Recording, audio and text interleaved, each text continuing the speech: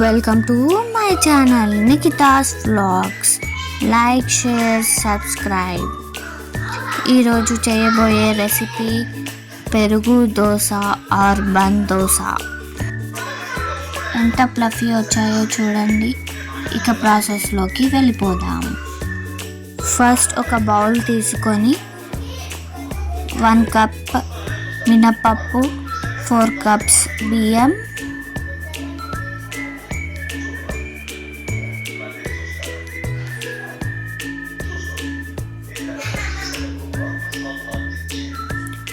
Two cups అటుకులు, కొన్ని మెంతులు వేసి మంచిగా వాష్ చేసి వాటర్ వంపుకోవాలి.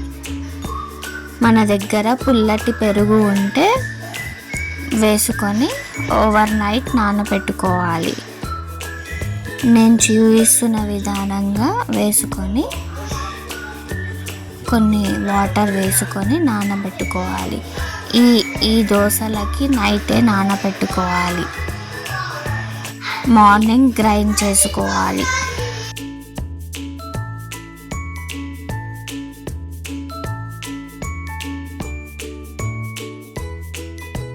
నేను ఓవర్ నైట్ నానబెట్టుకున్నాను. ఇప్పుడు గ్రైండ్ చేసుకుంటున్నాను. అలానే గ్రైండ్ చేసుకోవాలి. వాటర్ కూడా ఏమీ పట్టవు.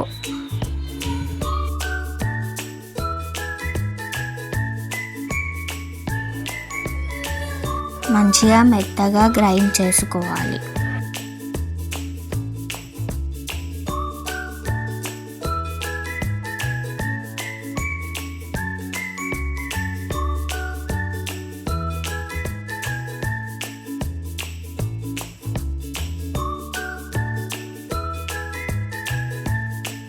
పెరుగు దోశకి చట్నీ చేసుకుందాం.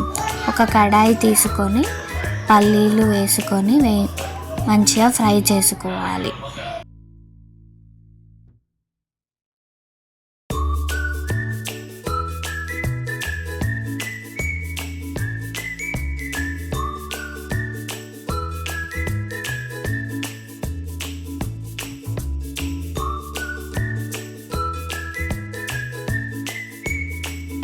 పల్లీలు ఫ్రై అయ్యాక ఒక జార్లోకి తీసుకొని కొన్ని మిరపకాయలు వేయించుకోవాలి. మిరపకాయలు వేగుతుంటే అందులోనే 2 వెల్లుల్లి రెబ్బలు వేసుకోవాలి.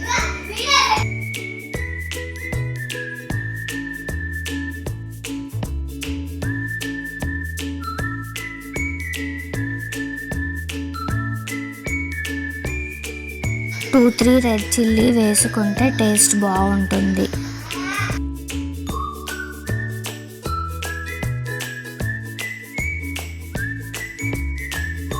మిర్చి ఫ్రై అయ్యాక ఒక జార్లోకి ట్రాన్స్ఫర్ చేసుకొని కొన్ని పుట్నాలు,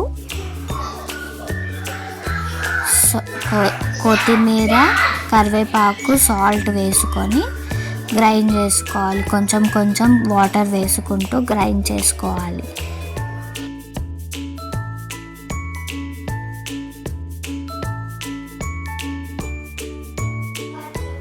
ఒక బౌల్లోకి ట్రాన్స్ఫర్ చేసుకొని పోపు వేసుకొని పోపు చట్నీలో వేసుకోవాలి. పోపు వేస్తుంటే వీడియో క్లిప్ మిస్ అయ్యింది. ఆఫ్టర్ 1 అవర్ దోశ బ్యాటర్ ఇలా అవుతుంది. దోశ బ్యాటర్లో కొంచెం సాల్ట్ వేసుకొని కలుపుకోవాలి. ఈ కన్సిస్టెన్సీ ఉంటే చాలు.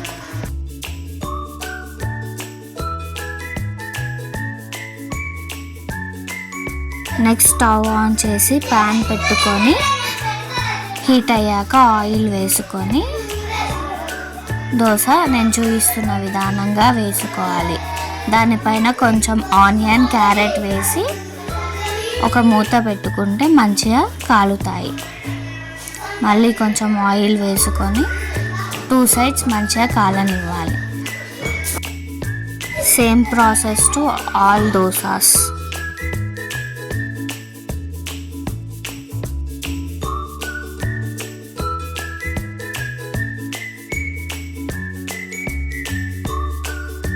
పిల్లలకి ఇట్లా మధ్యలో కట్ చేసి ఇస్తే పిజ్జా లాగా చెప్పి ఇస్తే మంచిగా ఫాస్ట్గా తినేస్తారు.